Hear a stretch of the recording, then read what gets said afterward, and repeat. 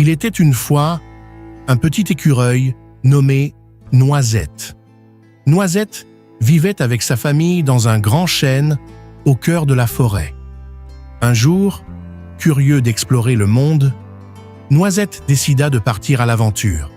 Mais avant de partir, sa maman lui dit « N'oublie pas de laisser des noisettes derrière toi pour retrouver le chemin de la maison. » Alors Noisette se mit en route. Produire ce genre de vidéo est extrêmement coûteux, mais ça peut rapporter énormément d'argent. Je te montre ici les statistiques de l'une de mes chaînes YouTube. Regarde, sur les 28 derniers jours, elle a généré plus de 8 500 $ et sur les 7 derniers jours, plus de 2 900 $.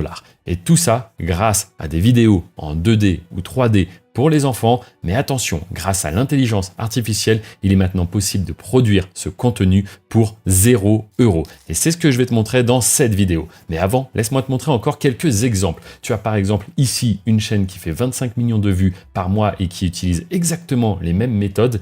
Ici, une autre chaîne qui fait, elle, 37 millions de vues par mois. Et pareil, ce sont encore une fois les mêmes méthodes et outils que je vais te présenter maintenant. Et enfin, ici, une dernière chaîne qui fait, elle, 400 000 vues par mois. Ça représente à chaque fois des milliers de dollars par mois. Si tu es prêt, on commence de suite. En premier lieu, on va aller chercher l'outil ChatGPT que tu dois commencer à connaître, je pense. C'est un outil hyper puissant et qui plus est gratuit. Car oui, je te le rappelle, mais toute la méthode que je te présente maintenant, elle n'utilise que des outils gratuits. Ce qu'on va dire en premier à ChatGPT, c'est invente-moi une histoire de 200 mots. Cette histoire doit être pour les enfants et raconter l'histoire d'un petit écureuil qui dépose des noisettes pour ne pas se perdre. Alors ici, si tu veux, faut vraiment inventer toi-même la trame principale et demander à ChatGPT de compléter l'histoire.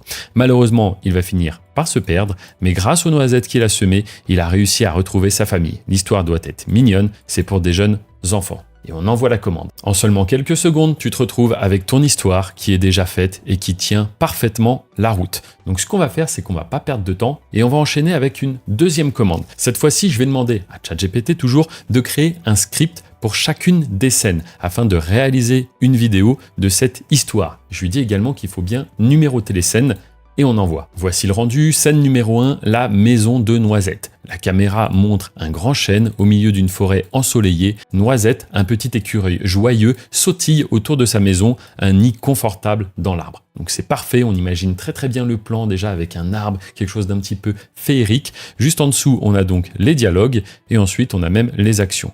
On a la scène numéro 2, la préparation de l'aventure, le début du voyage, l'exploration lointaine, Noisette se perd, c'est exactement ce qu'on avait mis dans notre prompt de base. Scène 6, le souvenir des noisettes, il se rappelle qu'il a semé comme ça des petites noisettes sur son chemin, le retour à la maison, et ensuite on approche de la fin, la réunion avec sa famille, et scène numéro 9, la leçon de Noisette. Noisette est confortablement installée dans le nid avec une noisette dans les pattes. Bon, je pense que c'est vraiment pas mal. Maintenant, il va falloir qu'on arrive à illustrer tout cela. Et c'est pour ça qu'on va faire une nouvelle demande à ChatGPT et on va lui demander de créer un prompt pour Midjourney. Je vais te montrer que tu n'es pas obligé d'utiliser Midjourney parce qu'il est devenu entièrement payant. Donc, je te montre ça de suite.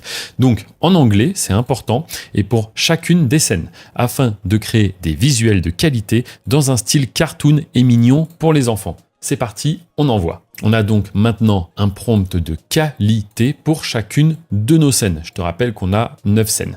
Donc tous les prompts sont ici. Ce qu'on va faire, c'est qu'on va maintenant commencer à créer le contenu visuel. Et pour cela, on commence par des images. La référence actuellement, c'est pour moi Midjourney, un outil très puissant, mais comme je l'ai dit juste avant, il est malheureusement devenu payant. Donc ce qu'on va faire, si tu ne souhaites vraiment pas payer et faire toute cette animation gratuitement, eh bien on va aller sur Google. Sur Google, on va se rendre sur le moteur de recherche Bing. Tu vas voir, c'est très simple. Une fois qu'on est là, on va aller en haut, ici, dans Images. Puis dans Images, on va aller dans Créer. Ici, ça va te demander de créer un compte. Je te rassure, comme je l'ai dit, c'est gratuit. Et tu n'auras plus qu'à déposer ton prompt ici. Alors, prendre exactement ce texte-là. On va tout simplement le copier, le coller ici. On fait bien attention d'enlever les petites guillemets au début et à la fin. Et puis, on va tout simplement demander à créer notre image. Tu vois qu'il y a donc un petit temps de chargement et voici les 4 propositions que nous fait Bing. Donc c'est plutôt de qualité. Si ça ne te convient pas, n'hésite pas à régénérer à nouveau d'autres images. Une fois que tu as des visuels qui te correspondent, eh bien tu peux directement les télécharger en cliquant ici. Pour ma part, j'ai l'habitude de travailler avec Midjourney, donc je vais quand même continuer avec l'outil que j'utilise habituellement, mais toi, véritablement, si tu souhaites simplement tester et ne pas dépenser d'argent, la solution Bing est parfaite.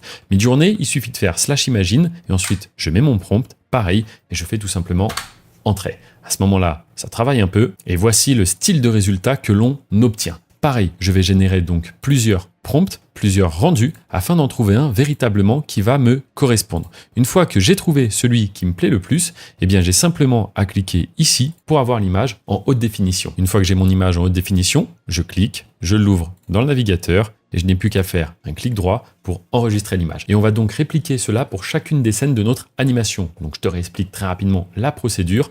On va prendre donc le prompt, on va le copier et venir le coller dans notre générateur d'images. Voici un petit peu les différents rendus que j'ai eus. Donc c'est vraiment une qualité sympa et il ne faut pas hésiter parfois même à retravailler un tout petit peu le prompt si vraiment le rendu est trop éloigné de ce que tu souhaites avoir.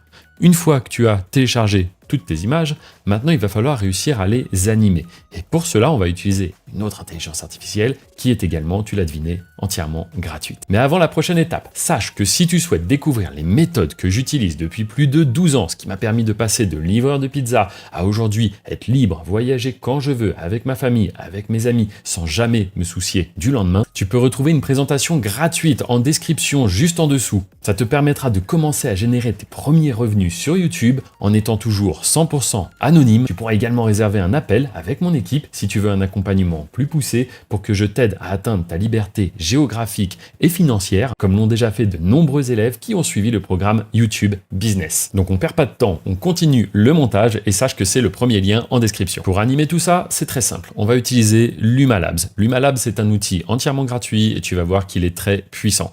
On va cliquer sur le lien, ça se lance. Ici, on va simplement aller sur Try Now, faire un essai. C'est parti et l'outil se lance directement. À partir de maintenant, on va partir du principe que tu as fini de générer tes 9 images ou plus. Bien évidemment, ça va dépendre du nombre de scènes que tu as toi dans ton histoire. Ici, j'en ai 9. Pareil, on va réutiliser les prompts qu'on a utilisés juste avant pour créer les images. Donc je reviens en haut, je reprends le prompt numéro 1, je le copie et je retourne dans Luma. Dans Luma, je vais donc sélectionner une image, donc pourquoi pas l'image 1, et je vais maintenant donner le prompt juste en dessous.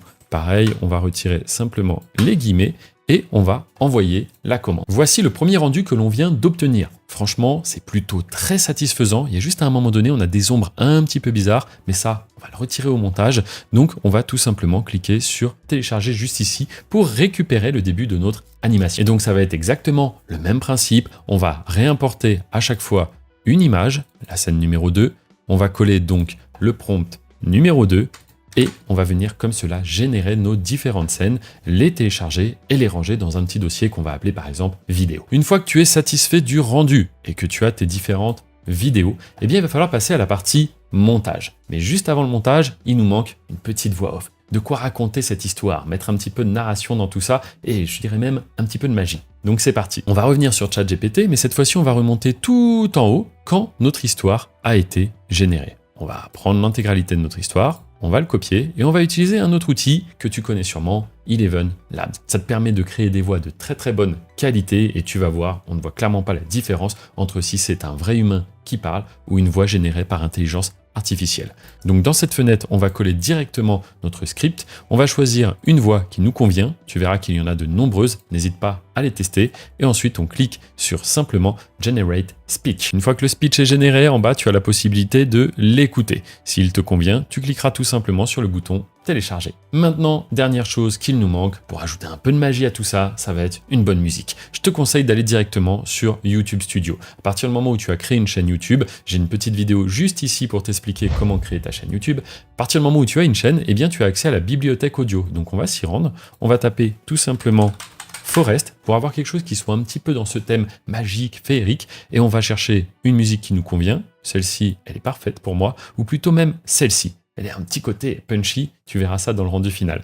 Et on va cliquer du coup sur télécharger. C'est maintenant qu'il ne nous reste plus qu'à assembler tout ça. Pour ce faire, on va tout simplement utiliser un autre outil gratuit, c'est CapCut. CapCut, je t'invite à le télécharger sur ton ordinateur ou ton Mac et ça ressemble à ça. L'interface est très simple. Sur la partie gauche, on va venir déposer les vidéos, la voix off et la musique. Une fois que tu as tous tes éléments, tu vas voir, c'est très simple. Si tu ne connais rien au montage, tu n'as simplement qu'à copier-coller ce que je vais te montrer ici. Premièrement, on va prendre la musique, on va la placer tout en bas. Ensuite, on va prendre la voix off parce que c'est elle qui va nous définir un petit peu la durée de notre vidéo parce que c'est tout simplement la durée de notre histoire. Ensuite, on va prendre les différents éléments et on va les positionner dans l'ordre un petit peu qu'on souhaite. Bien évidemment, il faut que ça suive la narration de l'histoire, mais si par moment tu juges qu'il est intéressant d'inverser certaines petites vidéos, eh bien libre à toi de le faire. Les éléments dont tu vas avoir besoin, c'est en haut à droite, la loupe. Ça va être très utile pour voir un petit peu mieux ce que tu fais. Ici, tu as déjà une première visualisation. Comme tu l'avais vu, à ce moment-là, il y a une ombre un petit peu bizarre, juste là. Donc ce qu'on va faire, c'est qu'on va venir couper la scène. Donc tout simplement, je prends, je déplace. Et comme ça, on a juste ce passage. Si on veut ralentir un petit peu, à ce moment-là, je vais aller dans Speed et je vais baisser, hop, comme ça, à 0,8. Et ça allonge un petit peu ma scène. Ensuite, par exemple, on va pouvoir prendre ce passage qui est assez mignon et on va même le placer avant. Si on regarde là, on a donc les petits écureuils qui parlent, puis juste après, la petite scène un petit peu féerique. Donc comme cela, on va mettre les éléments dans l'ordre qui nous plaît, les uns après les autres. À un moment donné, si tu souhaites inverser, par exemple là, j'ai l'écureuil qui est à droite et la scène d'après, il est encore à droite. J'aurais bien aimé qu'il soit sur la gauche. On va simplement faire un petit clic droit et on va aller directement dans Edit, puis Miroir. À ce moment-là, ça inverse tout simplement le calque. Afin de rendre tout ça un peu plus sympa, on peut également aller dans Transition, puis en choisir une qu'on trouve plutôt pas mal. Et ce qu'on va faire, c'est tout simplement la prendre et la déposer ici par exemple. Donc je t'invite à prendre un petit peu de temps pour choisir les transitions qui te plaisent le plus et tu vas pouvoir comme cela simplement les glisser, déposer, les étendre un petit peu. À partir de maintenant, on est très proche du rendu final. Ce qu'il nous reste à faire, c'est tout simplement ajuster un petit peu le niveau audio. Donc là, il faudra que tu fasses des petits tests pour baisser la musique et monter un petit peu le volume de la voix. Et dernière chose qui peut être vraiment sympa, c'est d'ajouter des sous-titres. Pour ça, on va dans Texte, on va dans Auto Caption, on choisit la langue, nous c'est le français, et on va cliquer sur Generate. Les sous-titres ont maintenant été générés. Si parfois tu te rends compte qu'il y a des petites erreurs, comme par exemple il était une fois un écureuil, ça écrit n'importe quoi, tu vas tout simplement double-cliquer et modifier toi-même. Pour le style, on va tout simplement ressortir, recliquer et comme cela, à droite, tu vas voir que tu as de nombreux styles que tu peux utiliser. Moi, je te recommande un style quand même assez simple où c'est qu'on va voir tout le mot d'un coup. Mais dans les templates, c'est encore mieux. Tu peux même trouver des petites animations pareilles. Ici, on n'est pas sur un format TikTok, donc il faudrait trouver quelque chose voilà, qui prenne vraiment toute la phrase et à toi de l'adapter. Si parfois ça ne va pas, il y a des retours à la ligne, il ne faut pas hésiter à supprimer des mots ou parfois même tout simplement à venir élargir comme cela afin que la phrase passe en entier. C'est vraiment à toi d'adapter. Une fois que tu as mis les bonnes transitions, que tu as adapté le volume de la musique, de la voix, que tu as modifié et amélioré les sous-titres, eh bien il ne reste plus qu'à faire le rendu. Et pour faire le rendu, on va donc faire Menu, Files, puis Exporter.